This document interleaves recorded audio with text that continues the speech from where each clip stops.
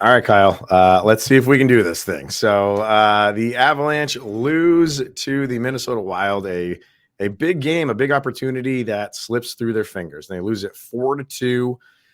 And I know there's a lot of throwing your hands up saying like, oh my God, the end is near, but I'm not there. And I'm interested to see where you are too. New episode of Locked On Avalanche coming at you. You're Locked On Avalanche, your daily podcast on the Colorado Avalanche. Part of the Locked On Podcast Network, your team every day.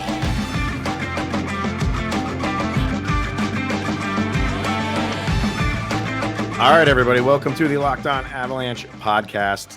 We are going to see if we can get through this thing. If you can't hear by the sound of my voice, I am clearly not 100%, but this game was too big to just sit on the sidelines continually, which we've been doing all week, thanks to me. So I apologize to you, sir, for not being able to record some Locked On Avalanche. But I mean, I guess I went 42 years and I never had a sinus infection. So I guess that's pretty good.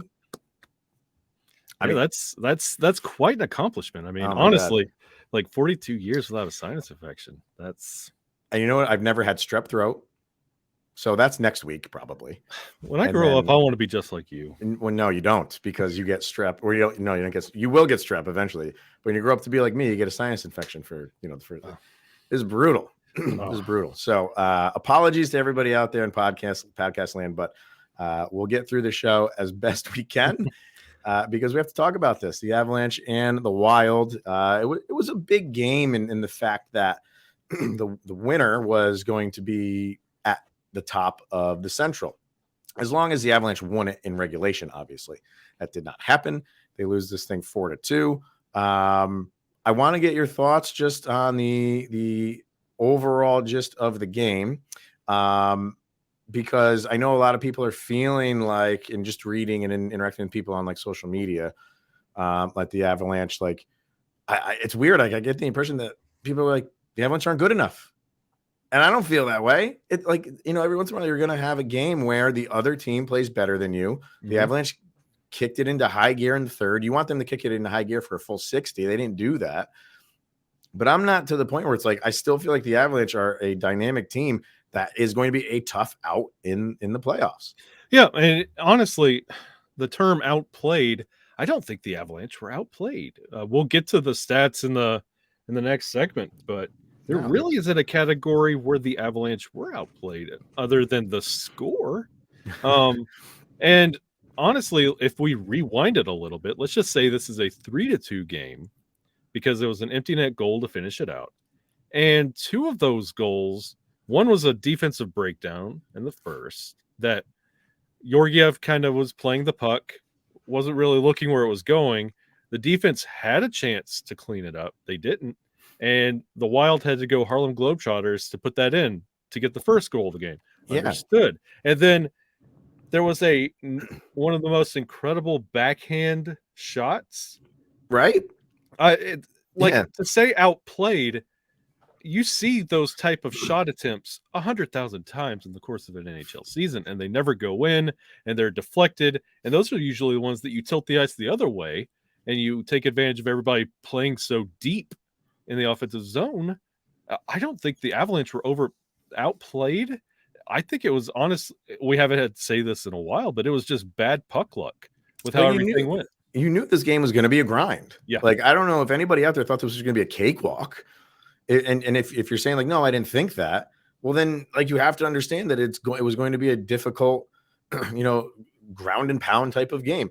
And you're exactly right. Like the goals that Minnesota scored, a blind pass, which, it was still a skill pass, right? It was a very an impressive, but God, like you do that again. And it's likely not, somebody could be there. That just had to go right perfectly. And it did for them.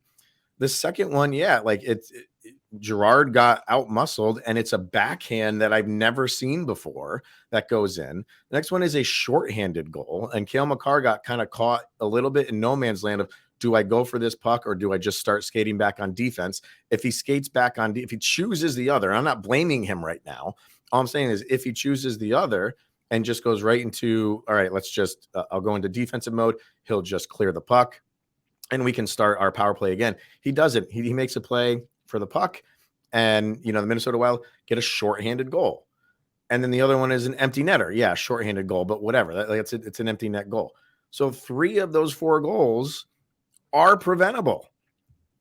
So I can't sit here and just say, like, what's wrong with the Avalanche? Like, you play that game again, and there's a completely different outcome. And that is why you play a 7-game series in the playoffs, because you can't sit here and have such like concern about the Avs that if this was a playoff game, you would look at that, you would lick your wounds. It wasn't perfect for the Avalanche. I'm not trying to say that it was. Like, there were some defensive lapses and things like that, but they outshot them. I think they doubled up on their shots. Oh, no, not quite. But 29-44. Avalanche got 44 shots on goal. How are you not happy with that? And it was, and back to that conversation of being outplayed, the shots were even in the first and in the second. In the third, the Avalanche pulled away. And that's where the empty net shorthanded goal came into play for Minnesota. But it's one of those that, yes, there were some defensive lapses, and your goals came from Eller and Bo Byram. Bo Byram on a beautiful just heads up play with how everything was heading up. Like, Bo took advantage of just bad situation for the Minnesota Wild. They put that goal in. There were a ton of opportunities for the Avalanche to put in a goal, and it just didn't happen. I love your point about the 7-game series, because that's all I kept thinking was, this is a good game. Right. But in a series type format, the Avalanche will have no problem making the adjustments. Correct. To handle these kind of things. If they played that game that they did last night 99 times, the outcome would not replicate what they walked away with. There's just no way, because if you clean up the Avalanche attack and the defense and the forward pressure, Georgiev had a good game. Like, there was nothing really bad.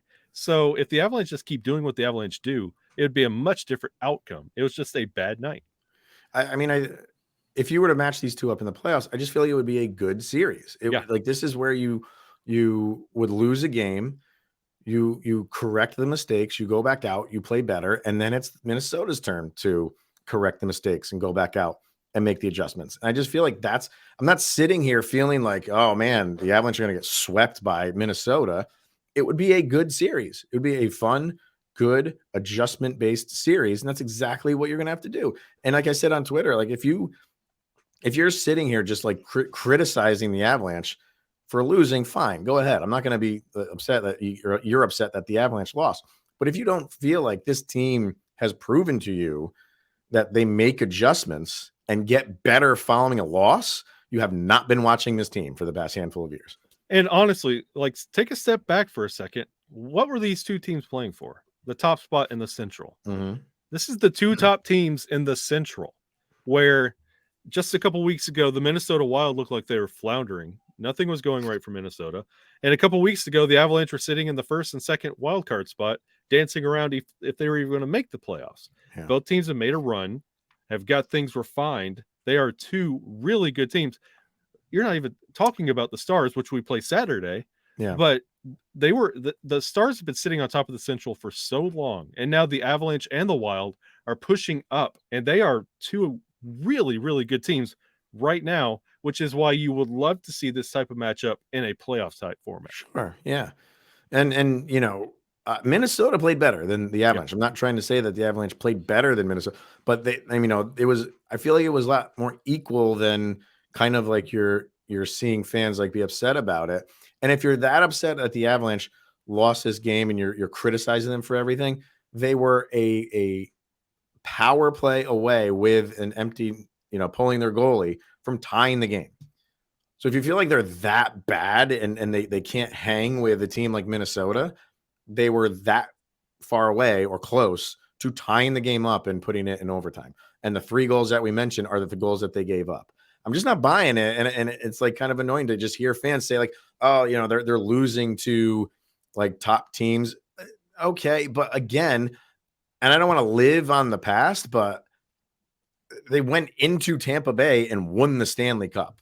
I think that buys you a little bit of leeway in terms of the past, couple weeks of not winning games against top teams. You want to win those. I'm not explaining it away or excusing it away, but come on, like we're just going to throw our hands up in the air and say because the last handful of games the Avalanche haven't won, they can't do it. You're really going to try to sit there and tell me that they can't beat those teams? Move on from that, please. Yeah, and you said it was a better effort from Minnesota. Like looking at that quote unquote better effort, this Avalanche team that you've seen on display in the past couple of weeks, they can handle the better effort, and I feel good about where the Avalanche are sitting. Right. I do too.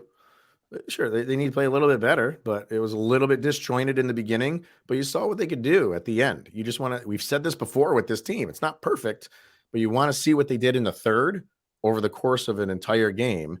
And if that happens, you're looking at a completely different outcome. So we got more to talk about with this game, but first we're going to hear from Built Bar, and the Built March Madness bracket is here. We know you have a favorite Built Bar or Built Bar Puff, and now is your time to make it count. Go to builtmarchmadness.com to vote for your favorites.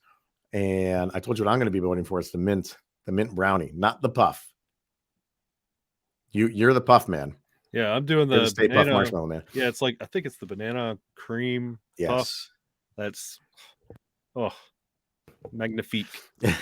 And when you vote for your favorite bar or puff, you will be entered into a drawing where 50 lucky Locked On listeners will get a free box of Built Bars. And not only that, but one Locked On fan will win a 12-month subscription to Built to have Built best bars or puffs delivered monthly straight to your door. So run to builtmarchmadness.com right now to vote for your favorite bar or puff and pick up a box while you're there. You can vote every day in March, so hop in and support your pick. All right, let's get to some of the stats and kind of individual performances with this game. We mentioned the shots on goal, 44-29 in favor of the Avalanche. The Avs, this was maybe one of their best games, and it was noticeable in the faceoff dot.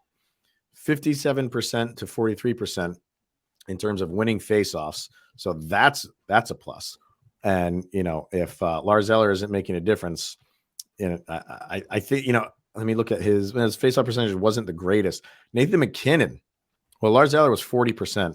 Nathan McKinnon was 71% winning on faceoff dot. You remember when we used to criticize Nathan McKinnon at the faceoff dot? Looks like he's done some work as well. Maybe.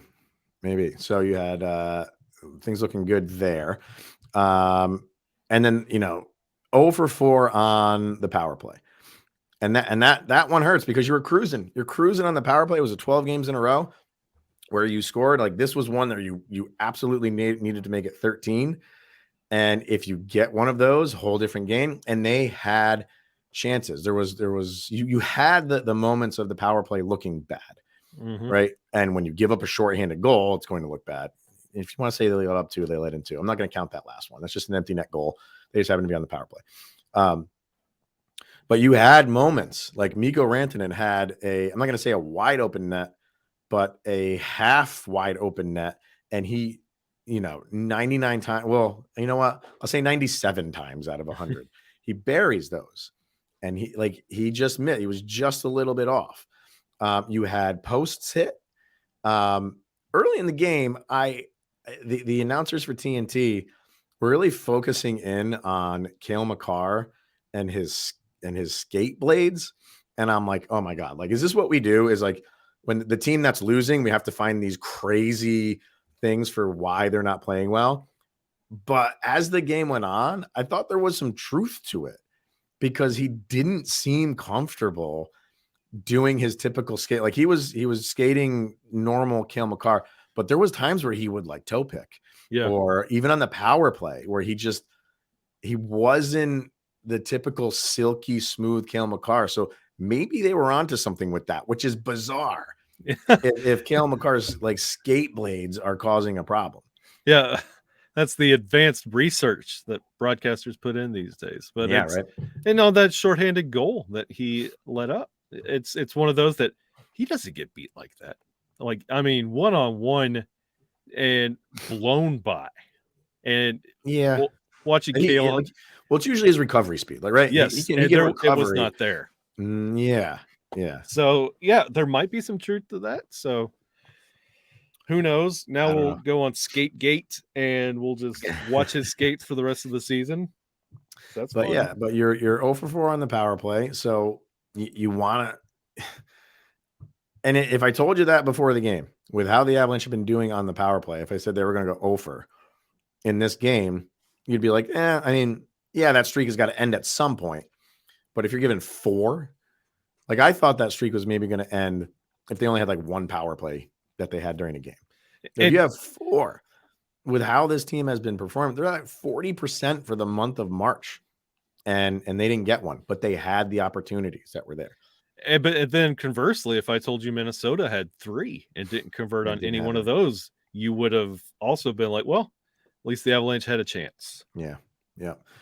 You did have that really nice play when Bo Byram, who got called for a penalty, which I don't know where they called a hooking penalty, and Byram's stick was kind of in the passing lane that entire play.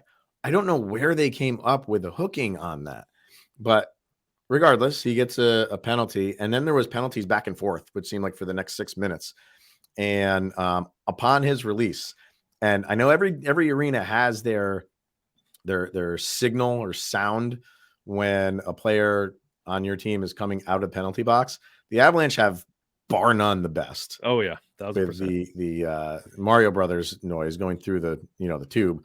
So you heard that, and it was Jack Johnson just happened to have the puck, and he made a perfect pass off the boards to Bo Byram. It was like clockwork, and Byram buried it. So that was a nice play. It was almost like Jack Johnson timed out the slapping of the goalie stick when there's 5 seconds left, the pat, pat, pat, and then the Mario sound. It's like he had his eyes closed and he just timed it out and passed that with precision. Seriously, it was perfect. It was precision. But that, like, I wanted that goal first. I wanted a first goal in this game because that was critical. And for the Wild to get it, every game, like the first goal is critical. But I just felt in this one, when you're the home team, you got the crowd into it, which I will talk about the crowd in a minute. You had the crowd for the most part in it. Yeah. And then if you're the Wild, obviously you're the visiting team coming in, you want to get that first goal to calm everybody down a little bit, maybe make the Avalanche play from behind and maybe make a couple of mistakes. Maybe they press too much. I thought that first goal was absolutely critical, and Minnesota got it, but you had the Byram goal, which, made things equal. And then you had that Sam Steele no look backhand, which was just incredible. Yeah. Like, you have to give him credit for that. And then from there on out, it's kind of a goalie battle. More of what's his who was the goalie for Minnesota? Gustafsson? Gustafsson, yeah. Gustafsson, I'm thinking Flower. Obviously, it was not him. Gustafsson. So, and he was on his game. Yeah. But I go back to throw that many shots at him again, and an inch here or there, and I'm okay. I'm fine. Like, it's a loss. You don't want to lose, especially the big game like this. Especially when you're not everything, you feel good. I feel fine. Not literally. I mean, yeah. If you're not, if you throw that many shots at him the next time, when you're the Avalanche in a position of feeling it instead of fighting for it, it's going to be a completely different game. Yeah. All right. Let's get to FanDuel, and then we'll wrap this baby up with our sound check, and then anything else we got coming up for this week. But FanDuel, the tournament is heating up, and there is no better place to get in on the action than FanDuel, America's #1 sports book. This is a crazy Final Four, man. It's something. I love this stuff. It's going to be a trip. This is going to be entertaining. Like, do you have who do you think is going to take this thing? I'm going Florida Atlantic the rest of the way. Like, let's go Cinderella. I mean, for like the underdog, you have to like kind of root for that. But what is it? It's San Diego State, right? That's San Diego State, Miami, and I think San Diego State is a formidable opponent. So we'll go with Aztecs of San Diego State. Mm-hmm. Because right now, FanDuel is giving new customers a no sweat first bet up to $1,000. That's up to $1,000 back in bonus bets if your first bet doesn't win. Just go to fanduel.com/lockedon and sign up today to claim your no sweat first bet. And then you can wager on everything from the money line to point spreads to which team will be cutting down the nets on an app that's safe, secure, and super easy to use. So don't miss your shot at the no sweat first bet up to $1,000 when you join FanDuel today. Just go to fanduel.com/lockedon to sign up and make every moment more with FanDuel. All right. So yeah, you mentioned Georgiev. We're gonna figure we could, bring up him a little bit. I thought he played well. You can't get on him for a couple of those goals. They were just, I call them, playmaker goals. Yeah. But you would like to see him stop, the shorthanded goal. But I thought he was okay, and he's been that guy all year for the Avalanche. So no concern here when it comes to Georgiev. I thought he did okay. And it only kind of puts a magnifying glass on that performance and a loss when JoJo gets a win. It has like 31 saves out of 32 shots. Yeah. Gets the Ducks, and then you look at Georgiev, you're like, what's going on here? Give him a minute. Like, he always is like this off a rest. The next game against Dallas will probably be a lot better. I'm looking forward to that game because, like we said, the Avalanche are usually very good following a loss. And I kind of feel like Jared Bednar doesn't have to do a thing. Yeah. He does. He will. And, they'll have meetings and video conferences and, tape review and all that. And they will fix what he feels like, wasn't working for them. But in another sense, I just feel like he doesn't have to do a damn thing. Yeah. Like his team is dialed in and they know what they need to do and didn't do right. And they can just go out and they could not talk to each other for these next couple of days and go out and play a completely different and better game on Saturday, mainly because they have to. And you could see in Georgiev's eyes every time a goal was let up, or even initially when he let up that tic-tac-toe breakdown goal, you could see it. He knew what he did in that moment, and now he's just got more time to marinate on it. So I think he'll be just fine. I think he'll be good. So who else do we have here? Let me get these stats up. I know plus minus isn't the end all be all, but you had Cale Makar, Mikko Rantanen, Nathan McKinnon, Val Nichushkin, all at -3. Trade all of them. Get rid of them. Let's start fresh next year. Like I said, I know that doesn't tell the whole story, but when you have like your top line and your top defensive pairing, and I say that, what was Taves? Taves was a +1. They switched it up somewhere in the third, the defensive pairings, where Makar was then paired up with Byram, and they moved to dream team down. Yeah, they moved Taves down to pair up with Girard.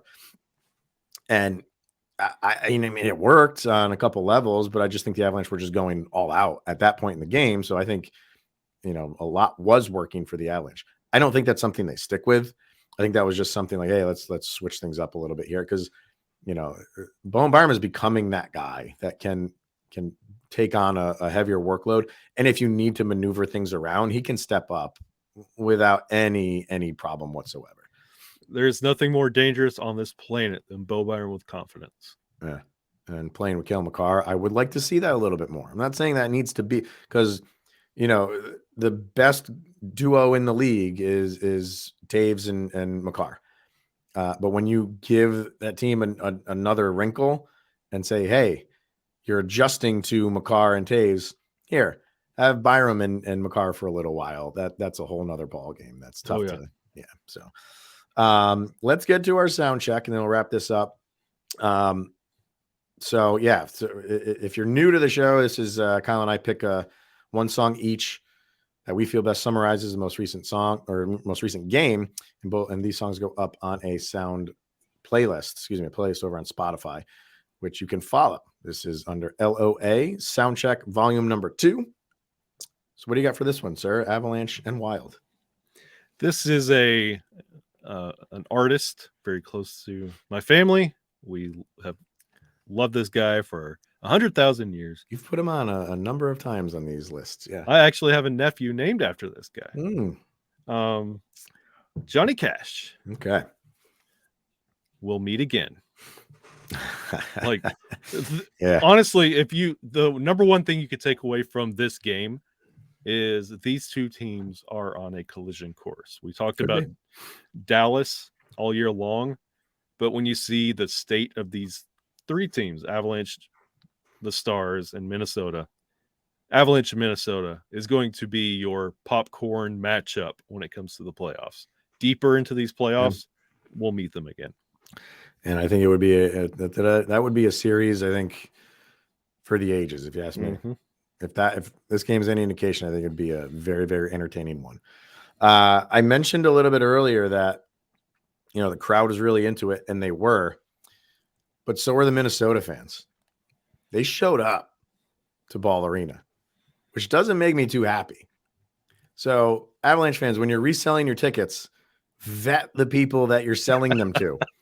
I know that you want to make a buck on them, but you want to take wild money? I don't. So because of that, I'm going with there's a group called Churches, and the name of the song is Get Out. There you go. Get out of our arena. You don't belong here. Go back up north. I'm kidding, but I was impressed with how many Wild fans there were at Ball. Like, you always have those fan bases that travel well, right? Like, Bruins fans travel well, Penguin fans travel well. But you don't really, I've never seen Ball Arena like that, where there was that many Wild fans in that arena. Yeah, I'm pretty sure Ball Arena is out of Capri Sun because I know Wild fans don't know how to drink from a cup. Dude, you can't make me laugh, man, because I'll just I'm on a coughing fit. All right, with that, we're gonna wrap it up. So yeah, I thank you guys for sticking through it. I mean, we made it through with 0 interruptions, which is a miracle in and of itself. So we will be back probably Monday to talk about this game over the weekend against Dallas. Big game. So that's going to wrap it up for today. Thank you for making this your first listen of the day. Obviously, that's always appreciated. And until next time, he is Mr. Shaggy Von Doom, Kyle Sullivan.